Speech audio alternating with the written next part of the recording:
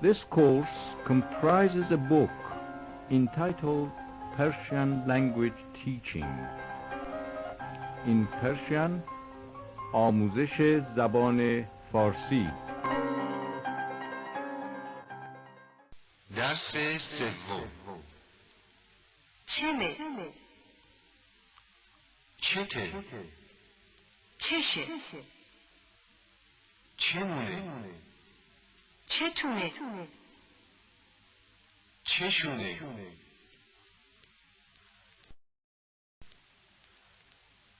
تمرین دهم.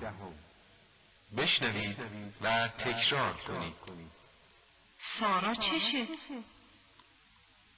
سارا گرسنه است.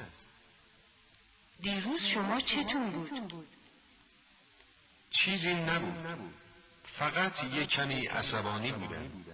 تو چته؟ چرا چیزی نمیخوری؟ مهم نیست. بعداً میخورم. آقای دکتر عالی امروز چه شده؟ چرا چیزی نمیگن؟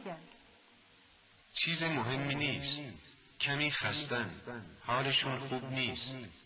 رئیس ما آدم مهمیه ولی مفید نیست. نمیدونم چمه. چرا اینقدر بیحالم؟ شاید مریضم. اون آقا کیه؟ چرا ناراحته؟ چشه؟ چرا اینقدر غمگینه؟